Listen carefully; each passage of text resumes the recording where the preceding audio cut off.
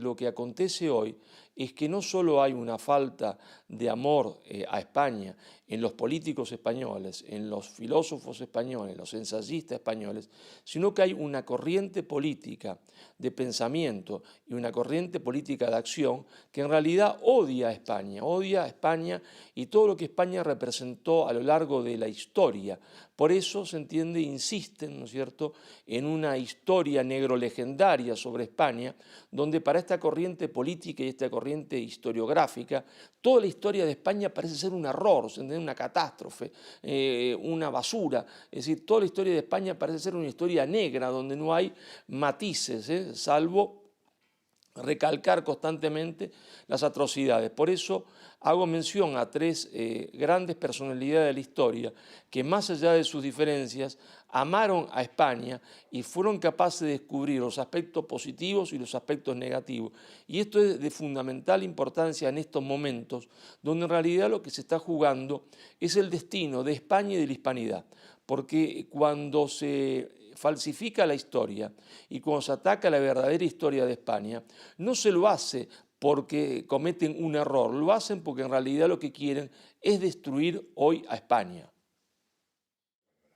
Claro, esta corriente de pensamiento que odia a España, para esta corriente de pensamiento que odia a España, que es una corriente de pensamiento y una corriente de acción política, porque hoy gobierna España, parece ser que la única conquista mala en la historia de la humanidad es la conquista española de América. No hay ninguna otra conquista mala. La historia está llena de conquistas, pero para ellos la única conquista mala es la conquista española de América. Yo me pregunto, ¿quién habla, quién critica en ensayos, en libros de divulgación, no en algunos papers o trabajos académicos científicos, la conquista, por ejemplo, árabe de la Mesopotamia, de lo que hoy es Irak, ¿no es cierto?, bañado por los ríos Éufrates y Tigris, donde los cronistas árabes dicen que esos dos ríos se cubrieron de sangre. ¿Y quién critica la conquista árabe musulmana de lo que hoy es Irak, la antigua Mesopotamia, donde había nacido la civilización? ¿Quién critica la conquista musulmana árabe o árabe musulmana de Alejandría, donde quemaron la ciudad y quemaron la biblioteca de Alejandría?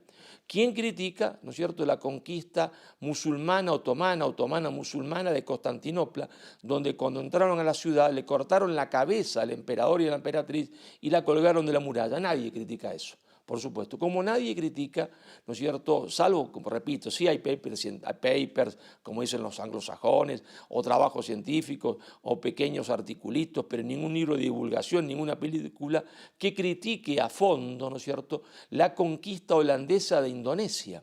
Es decir, los holandeses fueron a Indonesia y fueron como Atila, donde ellos pisaron, no volvió a crecer el pasto, se quedaron hasta después de la Segunda Guerra Mundial. No construyeron una escuela, una universidad, un hospital, ni un jardín de infantes. Es decir, sin embargo, nadie critica de forma masiva, con libros de difusión, la conquista holandesa de Indonesia. Como nadie critica, ¿no es cierto?, la conquista inglesa de Australia, donde los australianos llegaron, se entiende, a Australia, censaron que había 900.000 personas y después parece que se arrepintieron, que le pusieron terra nullius, es decir, tierra sin habitante. ¿Y por qué? Lo pusieron dentro de la flora y fauna, porque lo que querían en realidad era exterminarlos. Y de hecho en Tasmania cometieron el genocidio más grande de la historia de la humanidad, porque en Tasmania, del genocidio que hicieron los ingleses, solo sobrevivió una mujer, pero nadie critica esto. No, la única conquista mala es la conquista española de América. Claro, otra de las cosas que esta corriente historiográfica política que hoy quiere que España pida perdón de rodillas una y mil veces, una de las cosas que sostiene es una falsedad absoluta, ¿no es cierto? Porque todo razonamiento que parte de una premisa falsa lleva a una conclusión falsa. Y esta corriente de pensamiento y esta corriente política sostiene que antes de la llegada de España, América reinaba una especie de paraíso terrenal, un Edén. Es una completa, ¿no es cierto?, falsificación que nace del más grande mentiroso de la historia, que fue Bartolomé de las Casas. Esta corriente oculta la realidad de lo que era el territorio americano. Y la descripción de los hechos objetivas demuestra que estaba más cerca del infierno que del paraíso. Si vamos al caso de lo que hoy es Colombia, muy poco conocido, en Colombia había distintas naciones o tribus. Uno de ellas era la nación Pijao. Estos Pijaos se discuten si eran o ¿no es cierto?, parientes, descendientes de los caribes. Lo más probable es que lo sean. Pero estos buenos muchachos se dedicaban a atacar a la nación chicha o tribu chicha, a matar a todos los hombres. ¿Y para qué? Para comérselo, porque su principal alimento era la carne humana. Pero hacían algo mucho más atroz que cuesta hasta trabajo contarlo, porque si bien mataban a los hombres y a los niños, se los comían, pero hacían como hoy se hace la carne seca en el norte de España, en Asturias, es decir, secaban la carne humana para tenerla como si fuesen jamones o carne seca. No mataban a las mujeres menores de 40 años. ¿Por qué no mataban a las mujeres menores de 40 años? Porque a las mujeres las capturaban, las violaban constantemente, las hacían tener muchos hijos, y cuando ese hijo cumplía 12 años, el hijo de ellos mismos, ellos lo sacrificaban y se lo comían como si fuese un cerdo, o un pollo, cuando ya estaba en edad y peso suficiente. Esto lo cuentan cuando no tenían prurritos en contarlo, ¿no es cierto?, los mismos historiadores, ¿no es cierto?, que odian a España, los antropólogos colombianos que eran anti-españolas, anticatólicos, cuentan esto. Hoy lo ocultan, por supuesto, porque saben que entonces toda la leyenda negra se cae como un castillo de naipes. Pero eso hacían los Pijaos, en lo que hoy es el territorio de Colombia. Cuando el señor Petro, ¿no es cierto?, critica la conquista española de América, no solo es un ignorante, sino que está cometiendo, ¿se entiende?, una atrocidad histórica, porque está reivindicando a pueblos que estaban asesinando a otros pueblos y que lo estaban exterminando. Si España no hubiese llegado a Colombia, la nación chicha se hubiese extinguido. Por eso es francamente ridículo hoy ver marchar a una mujer chicha feminista, ¿no es cierto?, el 12 de octubre contra España, porque si no hubiese llegado a España la nación chicha se hubiese extinguido, se lo hubiesen comido los Pijaos, y de hecho los chichas abrazaron, ¿se entiende?, a los españoles y lucharon juntos contra, ¿se entiende?, los Pijaos para derrotarlo, porque estaba en juego su propia supervivencia. Pero estos ejemplos se repiten de una u otra forma en todo el continente. Por supuesto podemos hablar de la antropofagia y el canibalismo de los tupí, ¿no es cierto?, que perseguían a las otras tribus también casi hasta exterminarlas, o lo que ya he explicado en mi anterior libro Madre Patria, ese imperialismo feroz, que era el imperialismo azteca, que es el único estado en la historia de la humanidad que se dedicó, ¿no?, a dominar a otros pueblos para quitarle sus seres queridos, sus padres, sus hijos, para llevarlos a un altar y comérselo y distribuir la carne en carnicería como si fuesen cerdos o pollos. Es decir, hubo canibalismo en la historia de la humanidad, sí, por supuesto, hubo antropofagia, por supuesto, pero nunca hubo un Estado que se organizara, ¿está?, y que tuviese un ejército para capturar a otros hombres para comérselos, y como Estado organizado, como poder político organizado. Y eso eran los aztecas. Por eso es ridículo hablar de conquista española de América. Cortés no conquistó nada, no hubiese podido conquistar nada, porque 200 hombres, ni con fusiles automáticos, hoy se entiende como tiene la OTAN, podría haber conquistado y vencido un ejército de 200.000 hombres. Por eso los norteamericanos no pudieron vencer en Afganistán, porque no conocían el terreno y eran superior los otros, aunque estuviesen menos armados.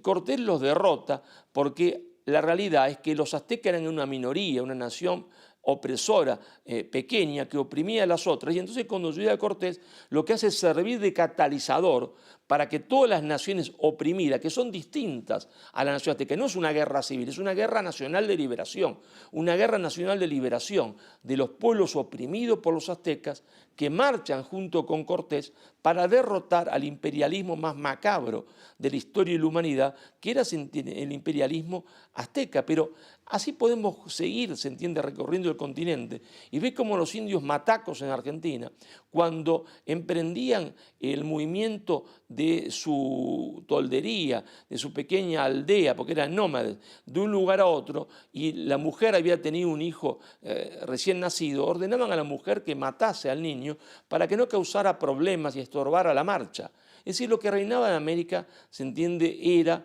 el infierno. Esa es la verdad que oculta el pensamiento negro legendario, porque entonces toda la leyenda negra, si los jóvenes la conociesen, se caería como un castillo de naipes. Cuando Inés Montezuma, después de la liberación de Tenochtitlán, ¿no? Ella se bautiza, decide convertirse al cristianismo, se casa con española, tiene 5 hijos, dice, se entiende, ya siendo una mujer mayor y sumamente rica, el mundo que se ha construido después de mi padre es un mundo mucho más justo que el mundo que había construido mi padre. Bueno, más pruebas imposible. Bueno, es muy interesante analizar, se entiende, a Bartolomé de las Casas, porque hasta ahora ha habido como una especie de halo, ¿no es cierto?, donde muchos lo criticaban, pero decían, bueno, este hombre era un hombre bien intencionado, partía, se entiende, de la buena intención. Bueno, y en realidad cuando uno empieza a estudiar al personaje, se encuentra con un verdadero santo, un hombre que sí defendió a los indios, que estaba con los indios, que denunció los abusos que algunos españoles cometían, porque no es que no hubo abuso de españoles y de encomenderos, claro que lo hubo, pero ahí estuvo, por ejemplo, Fray Toribio Benavente Motolinía denunciando esos abusos.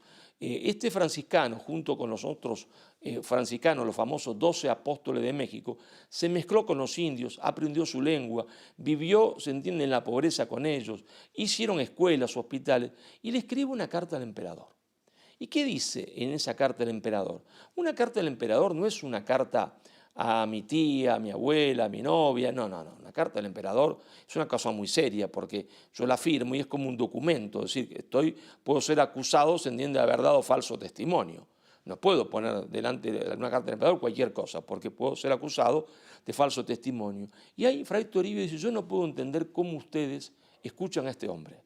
No puedo entender cómo escuchan a este hombre, y dice que ese hombre, que es Bartolomé de las Casas, está disfrazado de sacerdote. Bartolomé de las Casas no celebraba misa, no bautizaba, no confesaba. Ustedes dirán, bueno, ¿eso qué tiene que ver? Bueno, mire, tiene que ver, porque un periodista entrevista, un médico cura gente, un bombero apaga incendio, un maestro da clase y un cura, nos guste o no, tiene que dar misa, confesar, ¿no es cierto?, bautizar. Eso es un cura, ¿no? Y este hombre no hacía nada de eso, que vivía como un rico absoluto, se hacía traer los mejores vinos y ropas de Europa, cobraba un sueldo exorbitante, nunca dejó de cobrar, fue el hombre que más dinero ganó en América, pero Fray Toribio dice, no aprendió nunca la lengua de ninguna nación indígena, ni los conocía. Y llama poderosamente la atención, y Fray Toribio lo remarca, que a diferencia de Fray Toribio que decía, aquí está este español, Gonzalo, ¿no es cierto?, Arteaga o tal, que están cometiendo un abuso, toda la obra de Bartolomé de las Casas tiene una característica. Nunca dice de los crímenes que él denuncia cuándo se cometieron, dónde y quién los cometió. Nunca dice cuándo, nunca dice dónde ni quién los cometió. Es decir, es un absurdo absoluto. En un juicio uno nunca podría decir, hay 100 muertos, pero ¿dónde fueron? ¿En la ciudad de Madrid? ¿En Barcelona? No sabemos. ¿Y quién lo cometió? Tampoco sabemos. ¿Y qué día? Tampoco. Todas sus denuncias son generales, vagas, a propósito porque él está mintiendo y sabe que miente. Y sabe que miente. Por eso Fray Toribio dice una cosa gravísima delante del emperador. Dice, ese hombre es un mercenario. ¿Y qué quiere decir un mercenario? Alguien que escribe por dinero.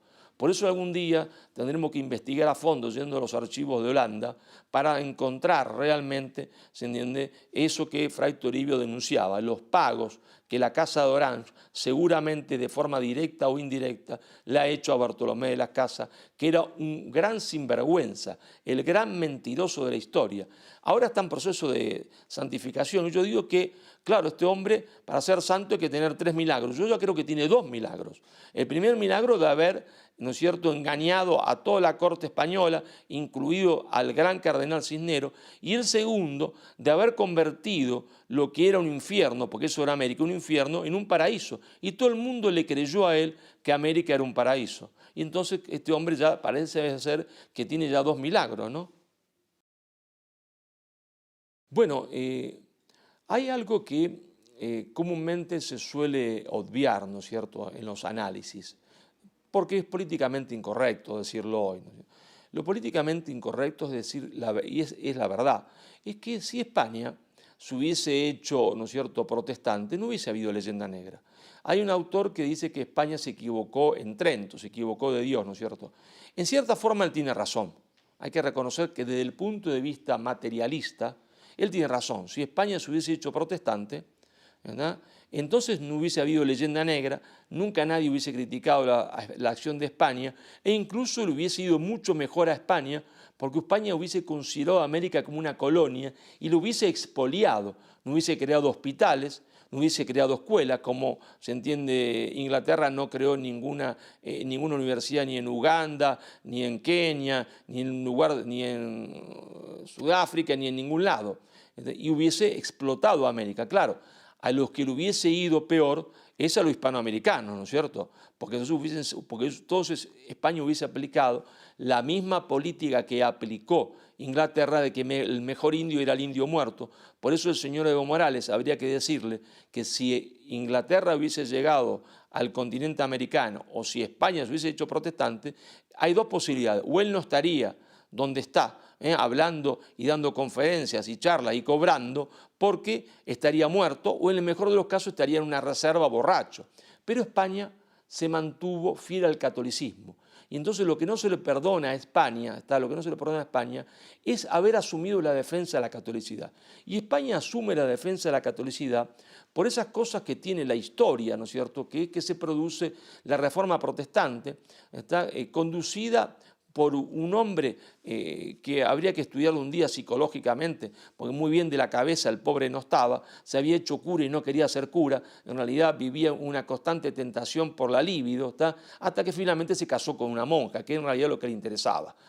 Y partió Europa en dos, en una guerra atroz, ¿no? Ese personaje fue Martín Lutero, un hombre que está elevado a los altares, un hombre que al principio coqueteó con los campesinos y le dijo que bueno, que las tierras que tenía la iglesia iban a ser de ellos. Cuando se dio cuenta que el poder real lo tenían los nobles, entonces dijo no, a los campesinos la tierra no, a los nobles la tierra de la iglesia porque son los que me van a apoyar. Y ordenó, se entiende, que masacraran a los campesinos, que los degollaran vivos, que los ensartaran, como decía él, y se mataron más o menos entre 130.000 y 150.000 campesinos, se entiende, en lo que hoy es el territorio de Alemania.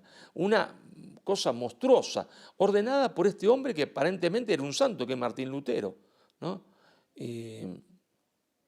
Cuando uno lo analiza realmente, objetivamente, ve que es una construcción totalmente artificial, pero artificial para empezar porque sus propuestas teológicas no tenían ningún sentido.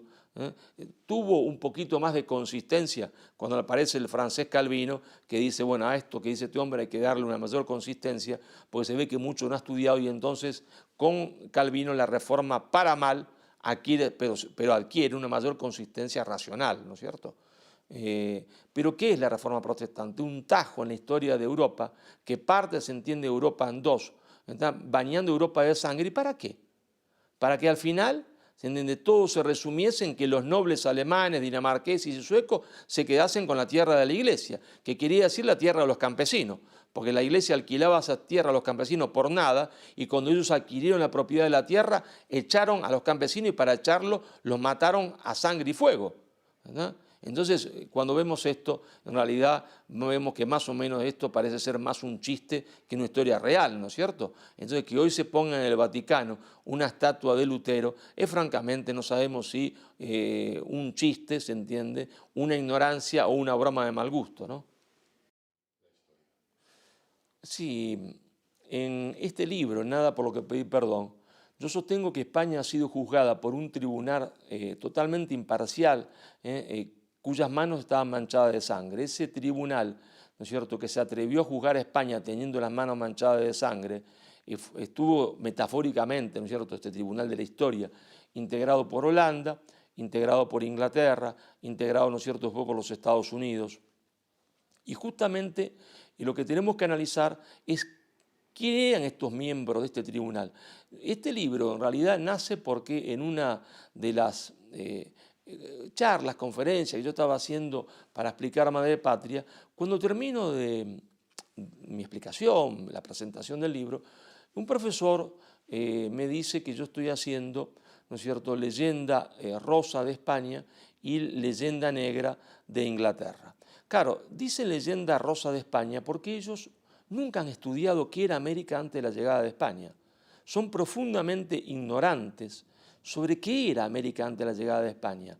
No saben, no saben quién eran los pijaos, no saben que la alimentación principal de los pijaos era la carne humana, que exterminaban a los otros pueblos para comérselo, que había un pueblo que llamaban carnicerías, porque es donde se vendían niños para después llevárselo como si fuese un cerdo, como si uno comprase un cerdo o comprase un pavo.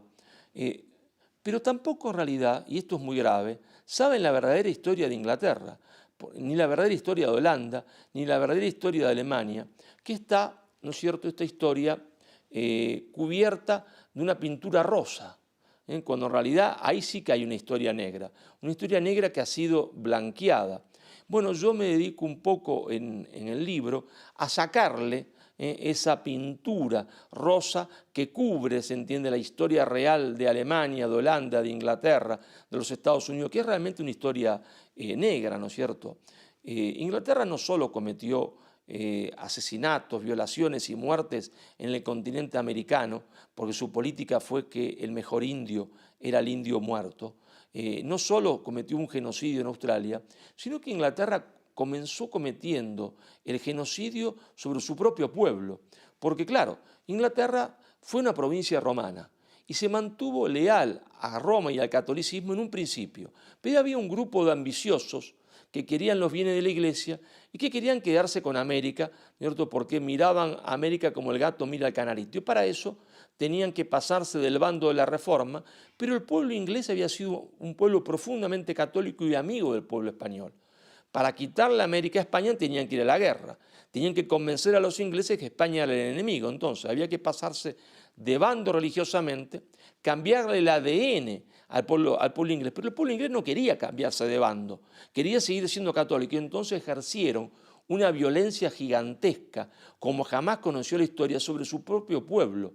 Es decir, se cansaron de matar católicos, se cansaron de colgar sacerdotes católicos de los campanarios de las iglesias durante más de 40 años para imponer a sangre y fuego el anglicanismo. Y claro, después de 40 años una violencia extraordinaria, donde se asesinaba a los católicos, donde se les prohibía trabajar porque no se podía ser ni siquiera bibliotecario si no se era o si profesaba el anglicanismo, lograron cambiar el ADN, ¿no es cierto?, del pueblo inglés, convertirlos, ¿entienden?, en un pueblo antiespañol y convencerlos de que España era la prostituta, se entiende, del Papa, y como el Papa era el anticristo, en la prostituta del anticristo. Eso es lo que se adoctrinó al pueblo inglés. Entonces los ingleses tienen las manos manchadas de sangre, pero tampoco podríamos irnos tan lejos. Si nos vamos acá nomás a la Segunda Guerra Mundial, lo vemos al supuesto gran demócrata de la historia, al señor Churchill, ¿no es cierto?, que le quitó al pueblo indio en la India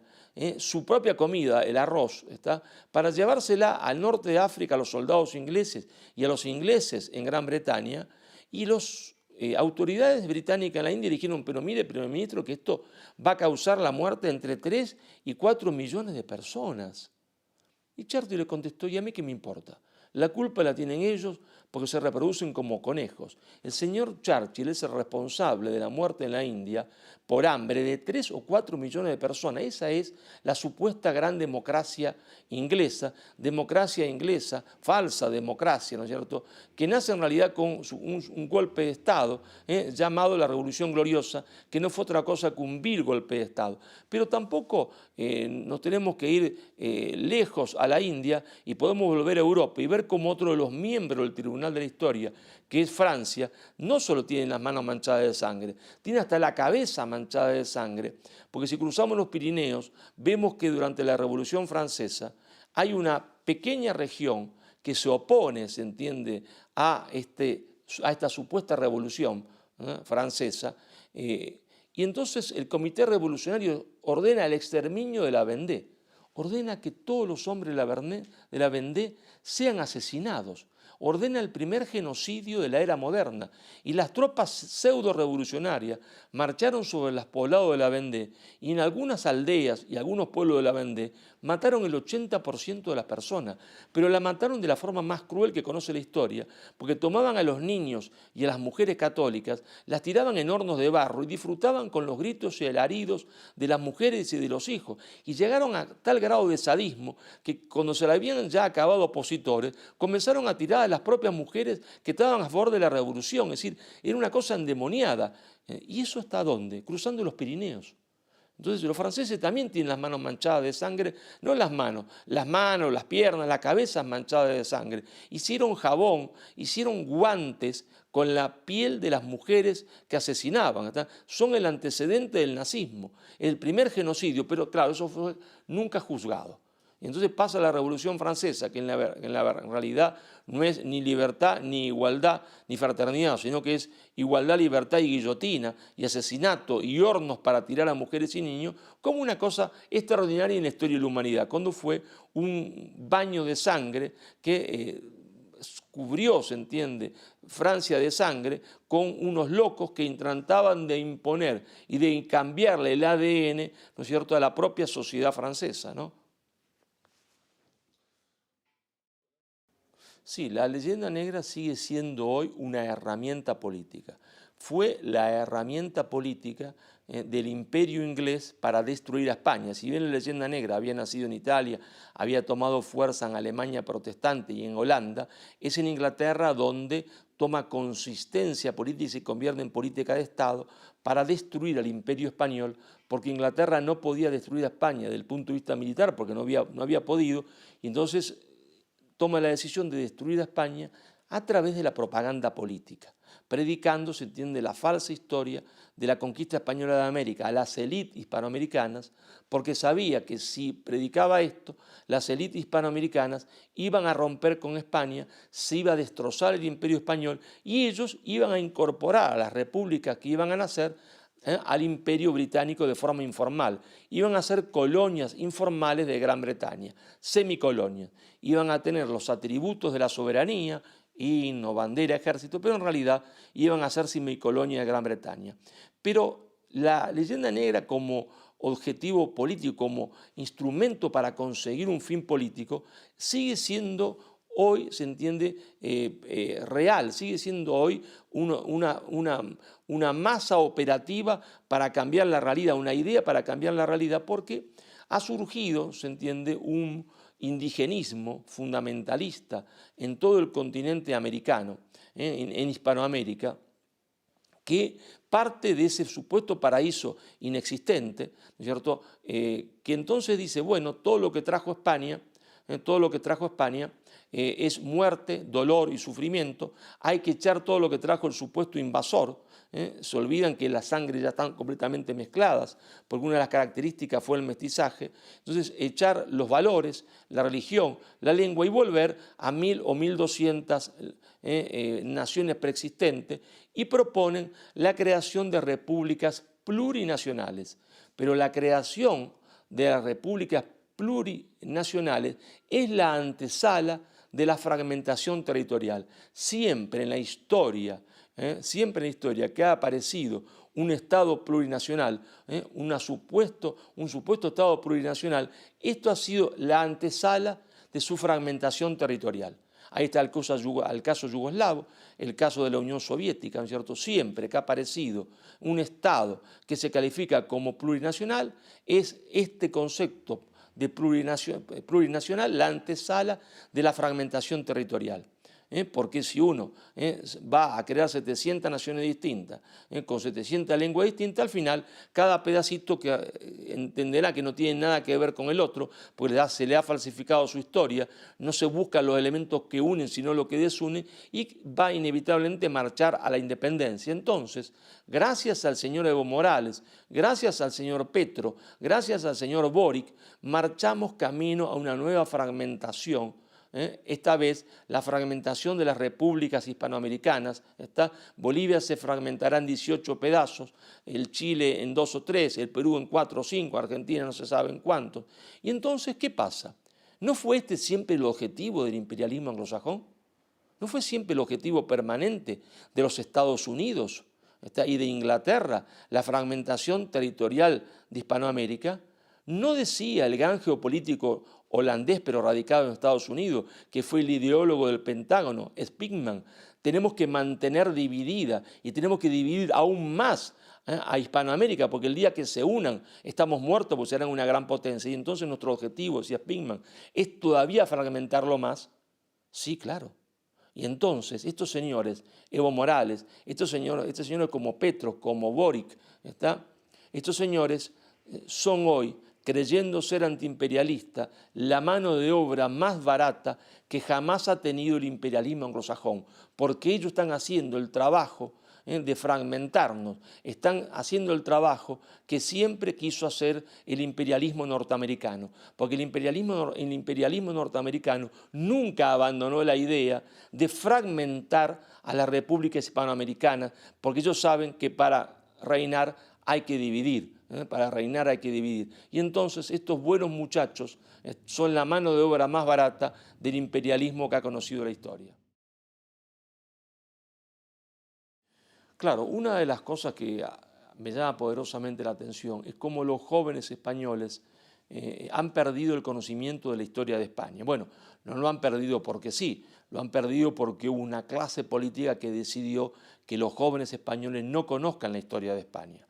Y entonces quieren hacerle creer a los jóvenes españoles que España nace en 1812, como si una nación naciera de un papelito, porque la Constitución es un papelito que se lo lleva al viento, como siempre ha pasado en la historia de la humanidad. Si las naciones naciesen de un papelito, entonces Inglaterra o Gran Bretaña no nació nunca, ¿no? Porque Gran Bretaña no tiene Constitución escrita, entonces no existe Gran Bretaña, porque no hay Constitución escrita. No, las naciones no nacen de un papelito, son producto de la historia, de generaciones y generaciones.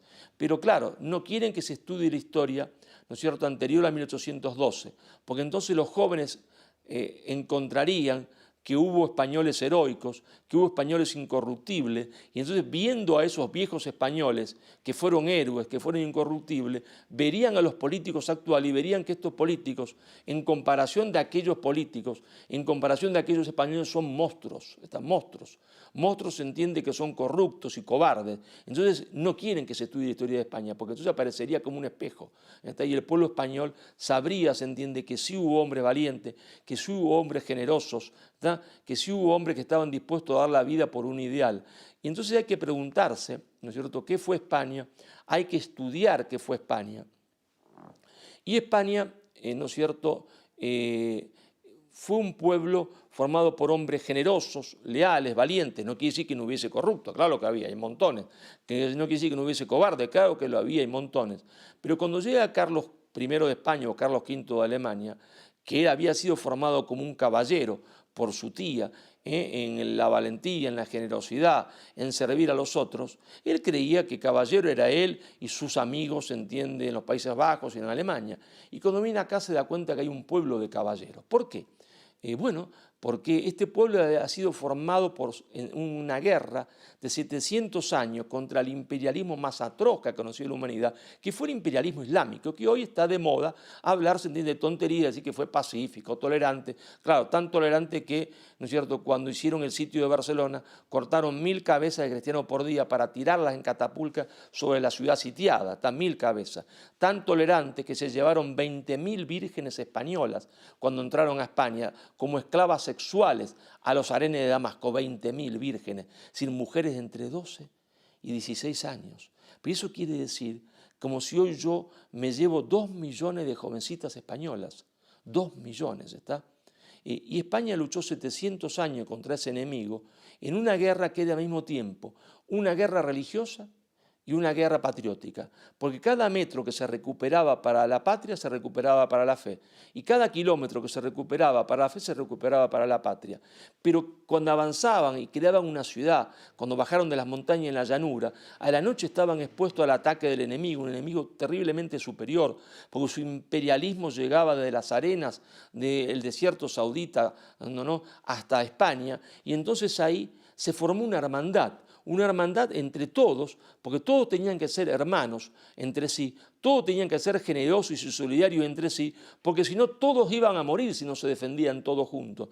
Y así nació un pueblo leal, generoso y valiente, que es el pueblo que encuentra, ¿no es cierto?, Carlos I cuando llega a España, y es el pueblo, ¿no es cierto?, que va a América, y es el pueblo que engendró a Isabel, Isabel la Católica, la reina más importante de la historia de España, el estadista más importante de la historia de España, porque ella, conformada por ese pueblo, si ella sale de la entraña de ese pueblo leal, valiente y generoso, que amaba la justicia y la libertad, dice, esos hombres que nos hemos encontrado en esas tierras nuevas que ella no sabe qué son ni hasta dónde llegan, esos hombres no pueden ser esclavos.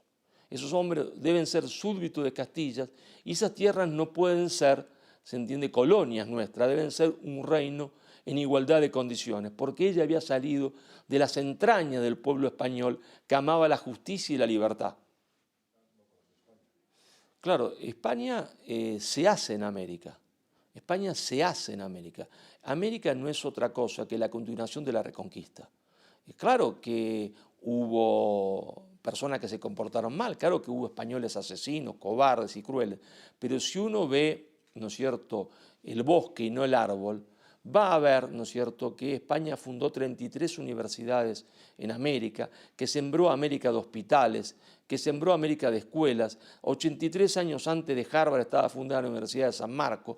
Cuando el Colegio de San Pablo tenía 5.000 libros, Harvard tenía apenas 400, pero esos hospitales eran gratuitos para pobres, ricos, indios, mestizos. Y uno dice, bueno, ¿qué era universidad? ¿Y qué se estudiaba? Mire, se estudiaba una teoría política realmente revolucionaria, porque se estudiaba la Escuela de Salamanca.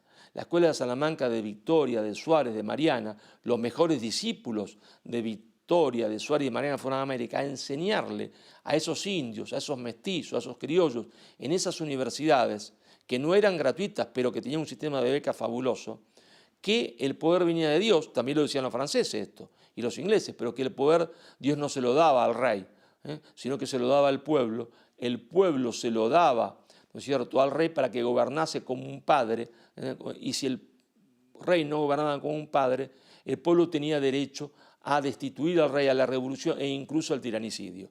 España se desangró en América, dio en América lo mejor que tenía, porque España hizo, se entiende, América, ¿verdad?, y América hizo España, porque fue tal la transformación que provoca la conquista, más bien liberación de América, en una especie de fusión, ¿está?, que no podría entenderse la historia de España sin la historia de América. Por eso un español que no conoce la historia de América, no conoce la historia de España, porque lo mejor de la historia de España no está en la península, está fuera de la península porque para ellos también eso era España, pero a su vez el hispanoamericano que no conoce la historia de España no conoce la historia de Hispanoamérica, porque no conoce su ADN y su propio ser, ¿está?, que viene, como afirmó Eva Perón, está de España, porque dice Eva Perón, España nos dio su ser. Nos dio lo mejor que tenía. Por lo tanto, el hispanoamericano que no conoce España tampoco conoce su propio ser. Sí, sería como un hombre o una mujer que no conoce a su propia madre y a su propio padre, a su abuelo o a su abuela. Claro, no hay patria sin historia. Cuando se le quita a los jóvenes, ¿no es cierto?, el estudio de la historia, en realidad lo que se está quitando es la patria y se convierte en un conjunto de pasotas, ¿no es cierto?, que viven en un territorio, pero que no tiene sentido sus vidas, que no saben para qué están, se entiende, en la tierra, y que entonces intentan llenar ese vacío que provoca la falta de ideales por el consumismo, por la droga, por el pasar el tiempo, ¿está? Por el pasar el tiempo. Son pasotas, ¿está? Pero a todos pasotas, se entiende, les llega su San Martín, a todos pasotas les llega la muerte. Y en el momento de la muerte los hombres se dan cuenta que han pasado esta vida, está en un sinsentido absoluto. Y ahí viene, se entiende siempre, la desesperación y el arrepentimiento. Por eso los hombres no deberían ganarse una buena vida, deberían ganarse una buena muerte, prepararse, se entiende, para tener una buena muerte, porque al final se dan cuenta que han pasado por la historia sin nada, sin haber hecho nada, porque se le ha robado su historia, entonces no pudieron encontrarse en la historia de su propio pueblo y no pudieron encontrar un sentido a su existencia. Por eso no hay patria sin historia.